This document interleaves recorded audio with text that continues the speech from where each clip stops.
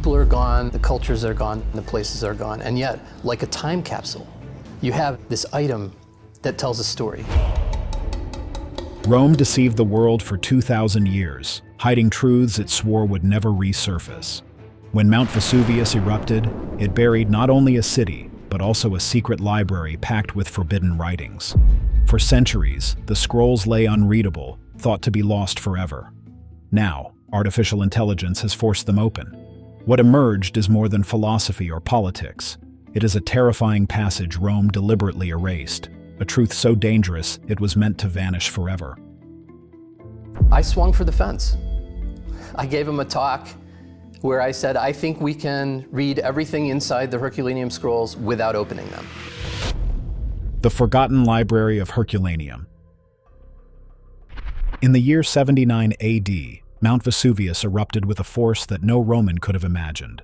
The disaster is remembered for the destruction of Pompeii, where people were buried in ash mid-step and their homes sealed forever in volcanic debris. Yet few realize that the same eruption also struck the smaller city of Herculaneum, a wealthy coastal town just 7 miles away. Unlike Pompeii, which was covered mostly in ash and pumice stones, Herculaneum was buried under a massive wall of molten volcanic material.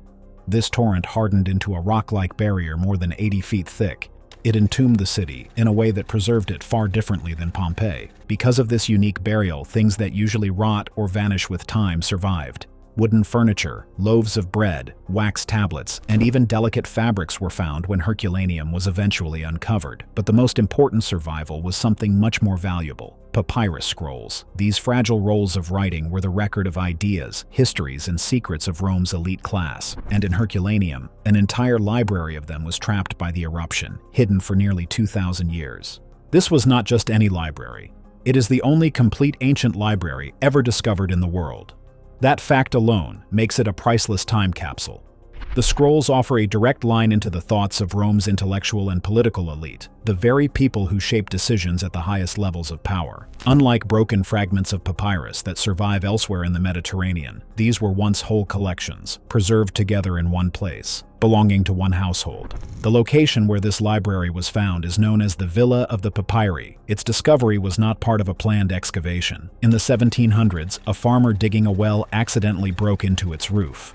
What followed was the beginning of a remarkable find. Beneath the hardened rock lay a villa that had once been filled with gold, marble statues, and decorative mosaics. It was clear from the start that this villa did not belong to ordinary Romans. Its scale and luxury suggested it was owned by one of the most powerful families in the empire. Scholars now believe it may have been connected to Julius Caesar's family, or at least to his close circle of political allies. Inside the villa were more than 1,800 scrolls. To the untrained eye, they looked worthless, nothing more than chunks of black charcoal. The eruption had flash-burned them so completely that they no longer resembled books or writing. Yet experts quickly realized what they were holding. These were ancient papyrus scrolls, carbonized by the heat, but still holding their inner layers tightly wound. They contained texts that had not been read since the 1st century. The problem was that no one could open them. The volcanic heat had turned the papyrus and the ink into nearly the same substance. Attempts to unroll them ended in disaster. As soon as they were handled, they cracked and disintegrated. Over the centuries, some scholars tried chemical solutions, dipping fragments in mixtures to soften them. Others tried separating the layers by hand. Every method destroyed more of the scrolls than it saved. The frustration was immense. Experts believed these scrolls might contain works of Aristotle that had been lost to time, political writings that were censored by Rome, or even early Christian material that had been suppressed. Yet every attempt to read them failed. Knowledge that could have rewritten history sat just out of reach, locked in black cylinders of brittle ash. This brings us to the most disturbing part of the story. Rome had a long history of suppressing knowledge it found dangerous. Emperors ordered lists of banned works. Philosophical and political writings that threatened their power were burned. Authors who questioned the divine authority of the state were silenced. The fact that the only reason this library survived is because of a natural disaster is chilling. Had the villa not been buried by Vesuvius, these writings might have been destroyed by Rome itself. For nearly 2,000 years, the scrolls lay in silence, untouched and unreadable, until modern technology finally caught up. The first breakthrough would not come from the hands of scholars, but from the algorithms of machines. Virtual resurrection: how AI unwrapped the unreadable. The change came when scientists began treating the scrolls like patients on an operating table. Instead of cutting or unrolling them, they used scanning machines to look inside without ever touching the surface. This idea is called virtual unwrapping, and it was the first step in bringing the scrolls back to life. The inspiration came from medical imaging. Doctors have long used CT scans and MRI machines to look inside the human body without surgery. These tools work by detecting density differences in tissue. Bones, muscles, and organs all react differently to radiation or magnetic waves, which allows computers to build a picture of what is inside. Researchers wondered if the same method could be applied to the scrolls. Papyrus and ink are chemically similar, but they are not identical. There are still tiny density differences. If the right scanning method could detect those differences, the ink might be revealed without ever unrolling a single layer. The first step was high-resolution scanning. Instead of using hospital-grade equipment, researchers turned to something much more powerful called synchrotron radiation. A synchrotron is a massive circular machine that accelerates electrons to near the speed of light, producing X-ray beams billions of times stronger than the ones used in medical clinics. When the scrolls were placed under these beams, the radiation penetrated through every layer, capturing data about the tiniest changes in density. Once the raw data was collected, the next step was voxel mapping. A voxel is like a three-dimensional pixel. Instead of just measuring height and width, it also records depth. The scans of the scrolls were divided into millions of these tiny voxels, each representing a piece of papyrus at a microscopic scale.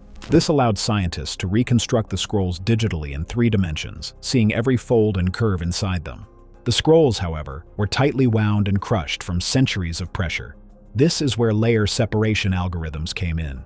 These computer programs virtually peeled the layers apart on screen, unfolding the papyrus without physically touching it. The process was slow and required exact calculations, but it created a digital version of the scroll that could be manipulated safely. Even with the digital scroll separated, the challenge was identifying the ink.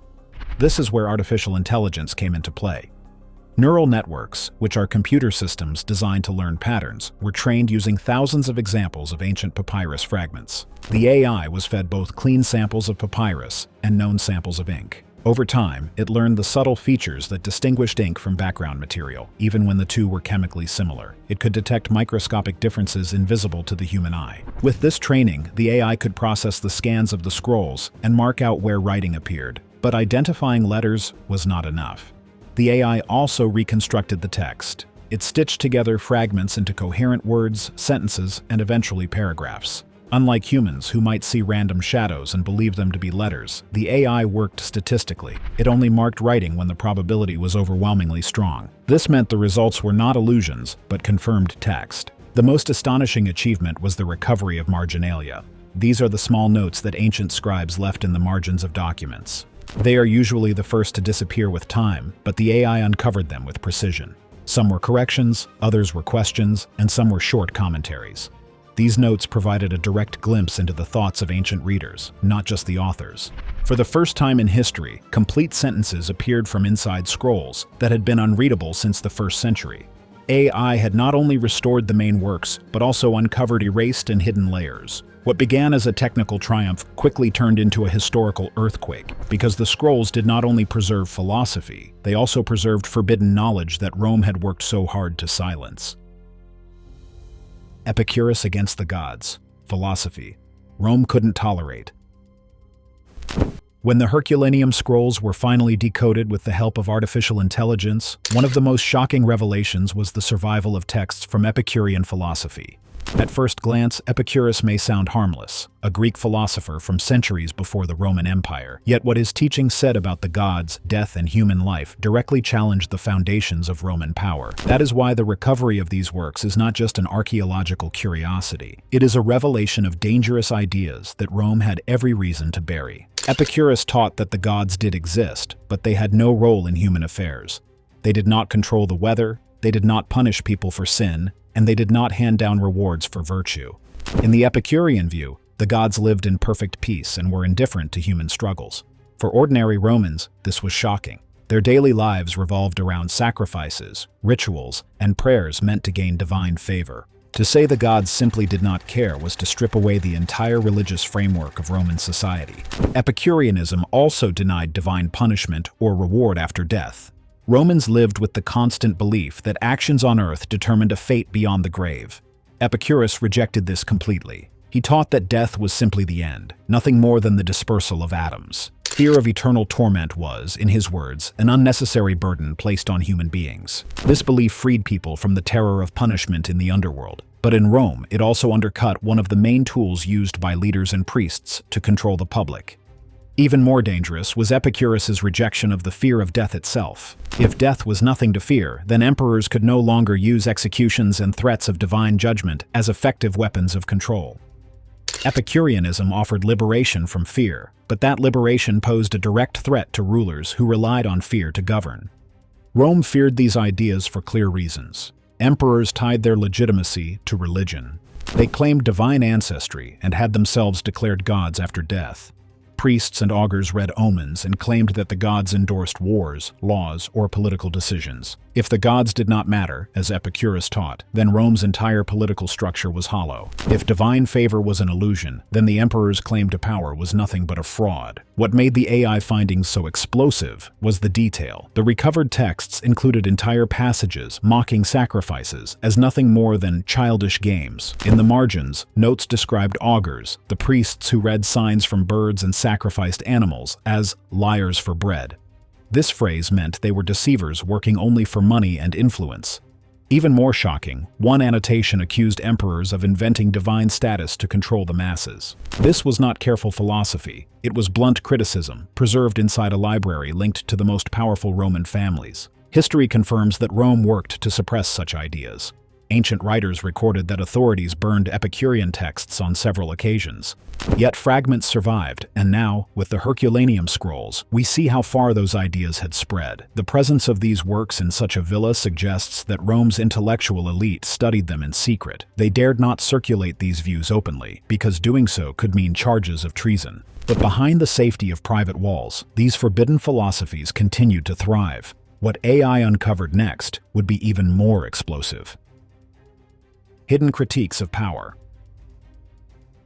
When artificial intelligence began pulling legible words out of the blackened Herculaneum scrolls, scholars expected philosophical debates and perhaps some theological speculation. What they did not expect were direct attacks on Rome's rulers. Hidden in the margins and in fragments of private correspondence were comments that can only be described as political dissent.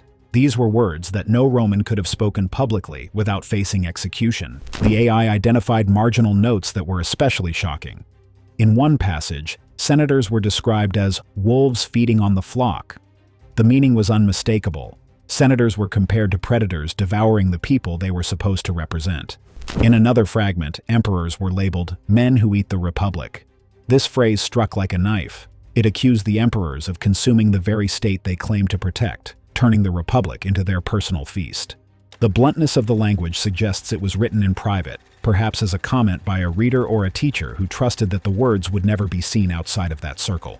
AI analysis went further. The software stitched together scraps of text that turned out to be parts of letters. These letters did not discuss abstract ideas. They spoke directly about taxation, corruption, and the brutality inflicted on Roman provinces. One letter complained that governors sent to the provinces behaved like tyrants rather than administrators. Another fragment compared governors to butchers over lambs, a chilling description of how Rome treated conquered peoples. These were not small criticisms. They accused the empire of devouring its own subjects and bleeding them dry. In the Roman world, writing such words was as dangerous as plotting against the emperor. Rome had a long tradition of proscription lists. These were official documents naming enemies of the state. Once a person appeared on a proscription list, they could be hunted down, executed, and their property seized. Their writings were burned to erase their voices completely. Anyone who spread material accusing senators or emperors of corruption risked being added to those lists. The suppression was ruthless and effective. That is why the survival of these critiques in the scrolls is so extraordinary. The fact that such material existed in the Villa of the Papyri suggests that at least some members of Rome's elite were aware of these views. They may not have agreed with them, but they preserved them, perhaps as part of intellectual debate or as private records of what their contemporaries thought. But political dissent was not the only threat hidden in these scrolls. Proto-Christian echoes. When artificial intelligence began to draw entire sentences out of the Herculaneum scrolls, scholars were startled to find phrases that did not fit neatly into Greek philosophy or Roman political critique. Some of the decoded lines carried themes that looked strikingly similar to the language of early Christianity. This was shocking, because the scrolls predate the period when Christianity became openly recognized in Rome.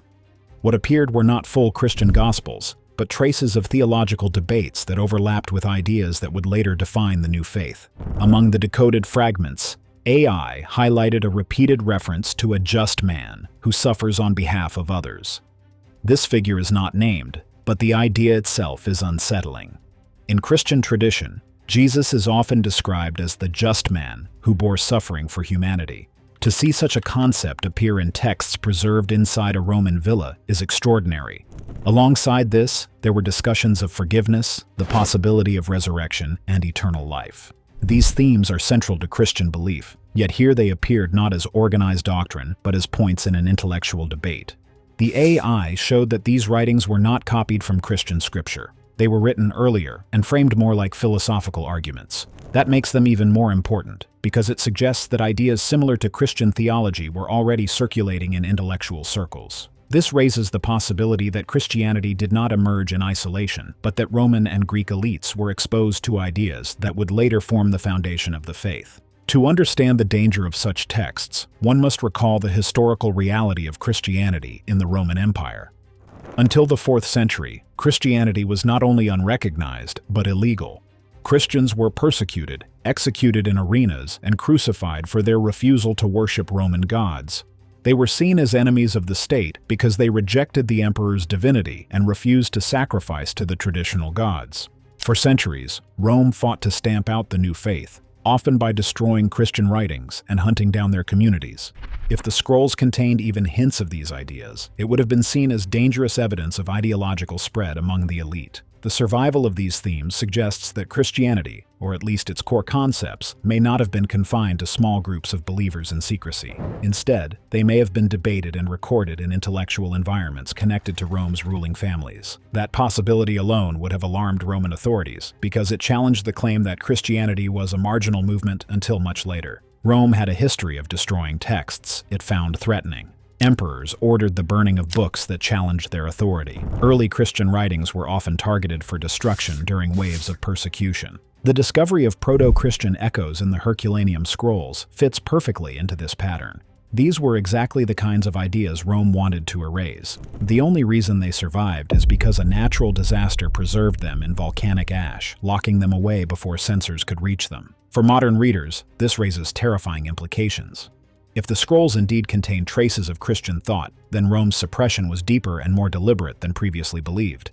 It means the empire was not only fighting Christians in the streets and arenas, but also working to erase their ideas from libraries and intellectual circles. And still, the most chilling discovery was yet to come. Predictions of Rome's fall. When artificial intelligence continued decoding the Herculaneum scrolls, it uncovered passages that read like warnings.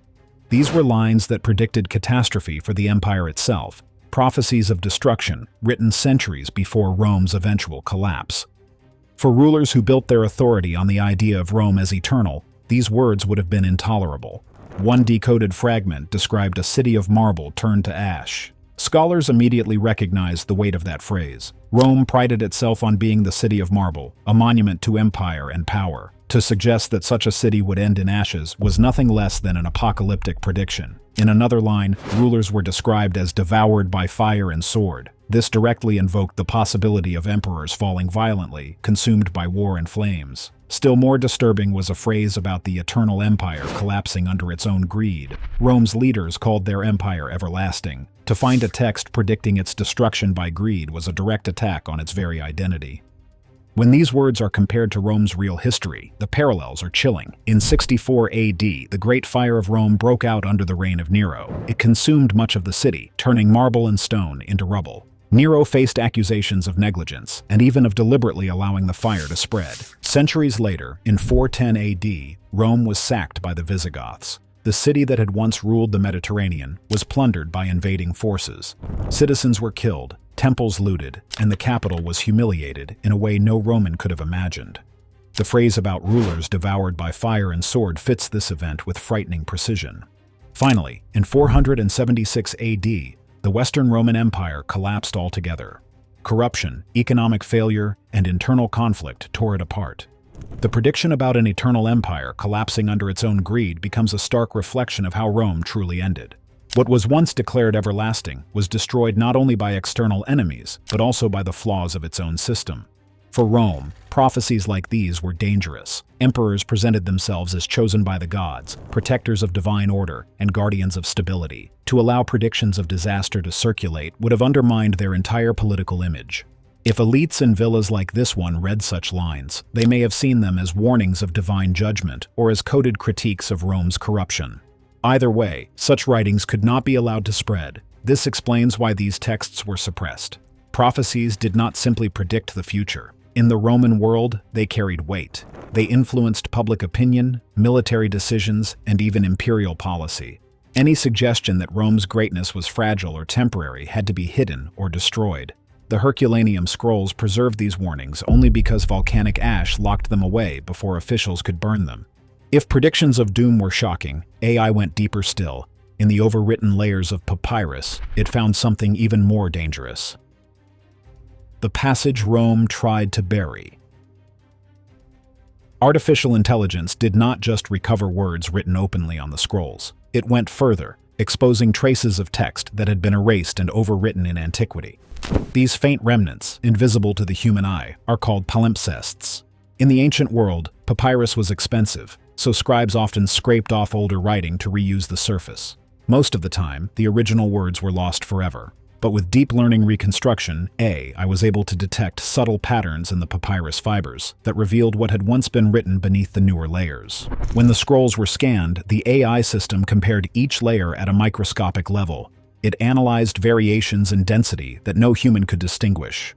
Over time, a faint shadow of letters began to emerge. These were not part of the later writings, but belonged to something deliberately erased. For scholars, this was an extraordinary breakthrough. They were no longer reading what Rome allowed to survive. They were reading what Rome had tried to destroy. The most disturbing discovery came from one of these overwritten passages. AI reconstructed a chilling line that read, "The King of the Jews crucified in our time." If this text is authentic, it would represent one of the earliest non-biblical references to Jesus of Nazareth. It would mean that members of Rome's intellectual or political elite were aware of his execution and recorded it within their own private libraries. Unlike the philosophical themes or theological debates found elsewhere in the scrolls, this was a direct statement. It pointed to an event that Rome tried to downplay or erase from official records. The terror lies in what this means. Rome executed Jesus as a criminal and sought to portray him as nothing more than a rebel against imperial authority. To discover a Roman-era line referring to him as the King of the Jews suggests that his crucifixion was being discussed at higher levels than Rome ever admitted. This was not an obscure detail known only to a small sect of followers. It was noted in the circles of Caesar's own household. Rome understood the potential danger of such words. If Jesus was discussed as a king, even after his crucifixion, then his memory carried political weight. Any mention of his death in the context of kingship would have been incendiary, directly challenging the emperor's claim to authority. Rome had every reason to blot out such references, and the overwritten palimpsest is evidence of that effort. AI has resurrected words that Rome itself wanted obliterated. For historians, this is not only a discovery of text, but also of intent. It shows the empire actively managing which voices could be remembered and which had to be silenced. With this revelation, the question is no longer only about what we have found. It is about what still lies hidden in the unexcavated rooms of Herculaneum. If one overwritten line could change everything, what more might remain sealed in the darkness below? What do you think about this analysis? Comment down below. Thanks for watching. See you in the next one.